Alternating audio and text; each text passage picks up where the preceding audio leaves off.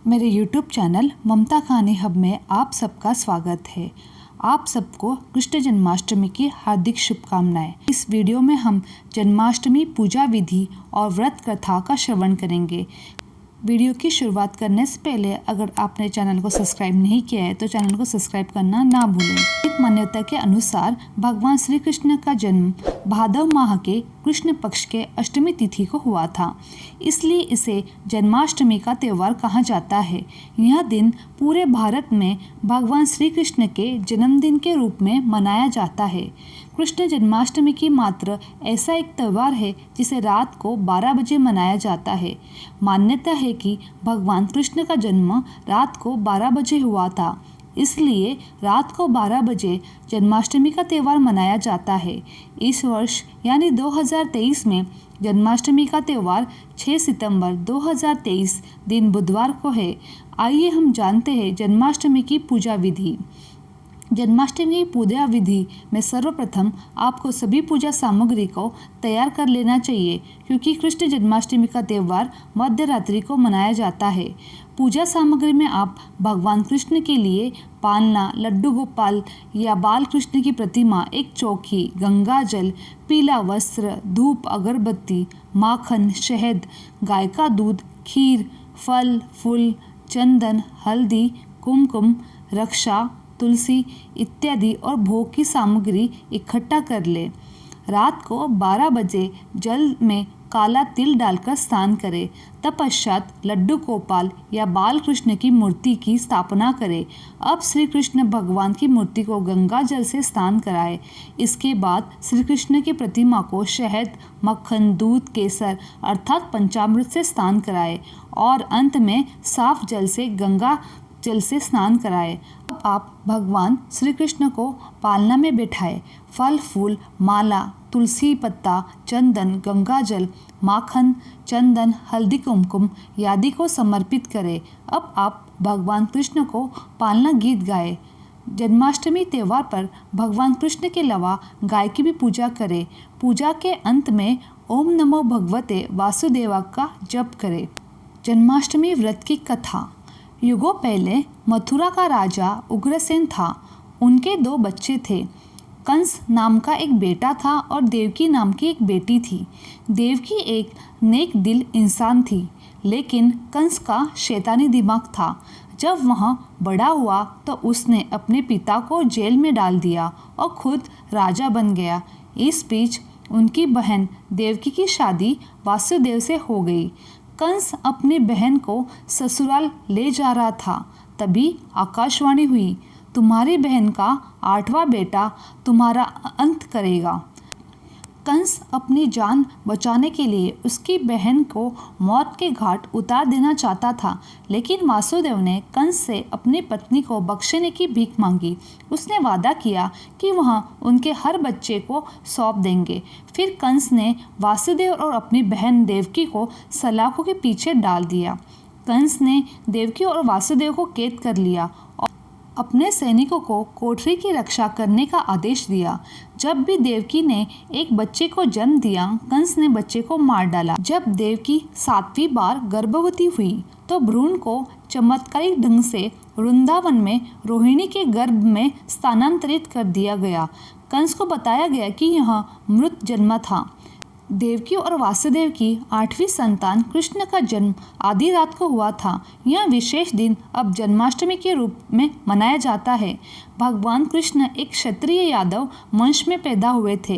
जैसे ही कृष्ण का जन्म हुआ, देवकी और वासुदेव की कोठरी के पहरेदारी गहरी नींद में चले गए और ताले खुल गए।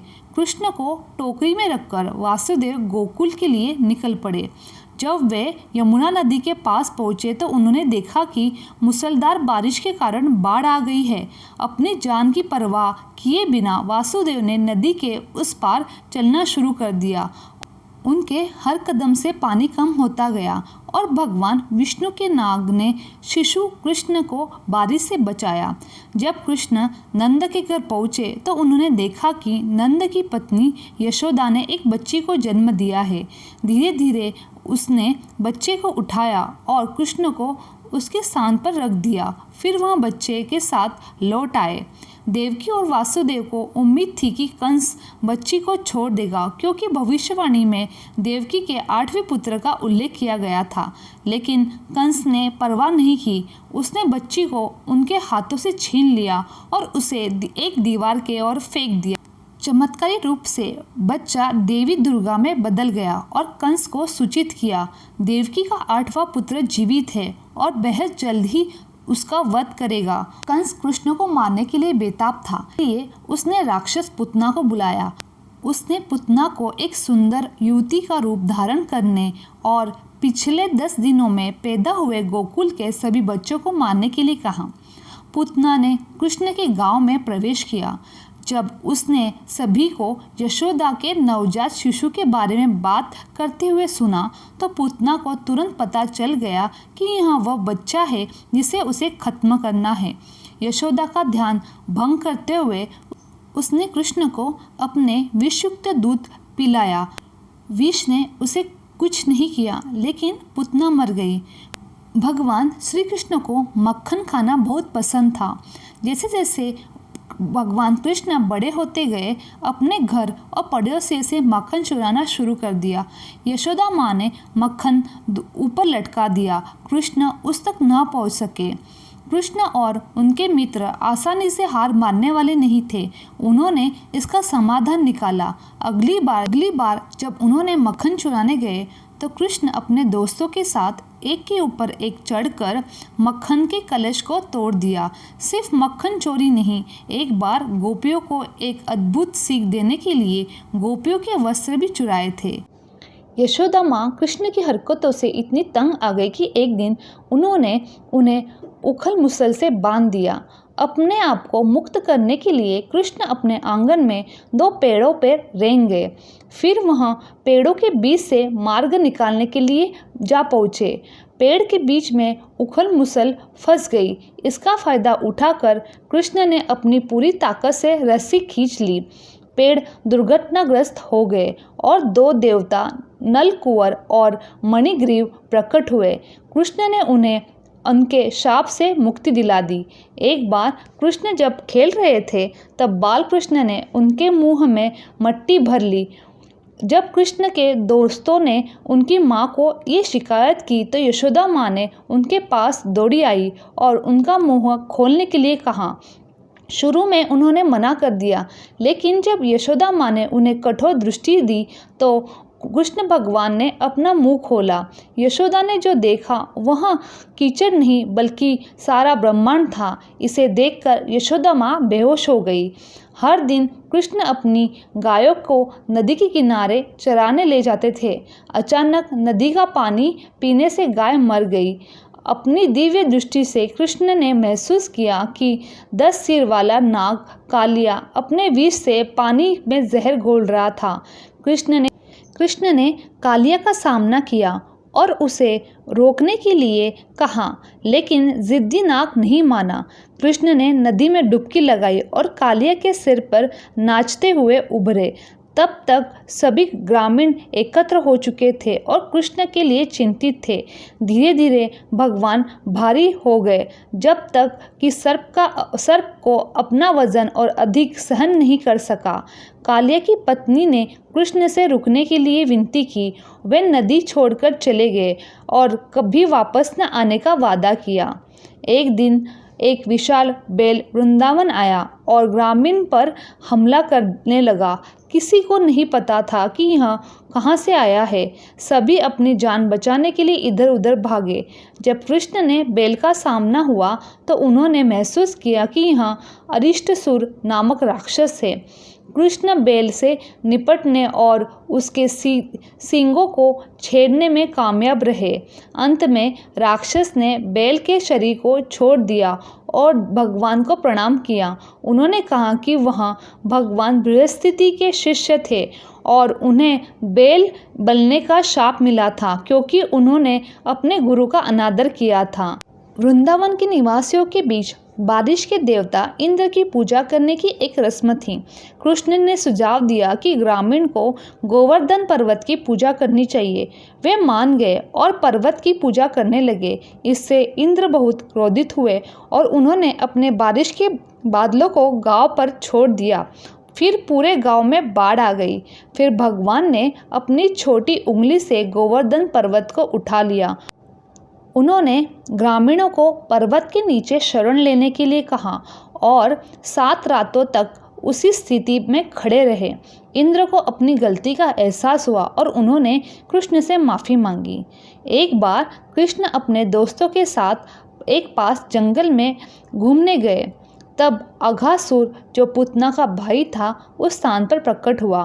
कंस ने उन्हें कृष्ण को मारने के लिए भेजा था। दानव ने अजगर का रूप धारण किया और खुद को एक गुफा जितना लंबा और एक पहाड़ जितना बड़ा बना लिया। फिर वहां प्रतीक्षा में लेट गया। गुफा की सुंदरता से मोहित ग्वालों ने उसमें प्रवेश किया। कृष्ण जानते थे कि यहाँ अघासुर है और उन्होंने अपने दोस्तों को चेतावनी देने की कोशिश की, लेकिन वे नहीं सुने। कृष्ण अघासुर के मुंह में प्रवेश करने के बाद राक्षस ने अपना मुंह बंद कर लिया।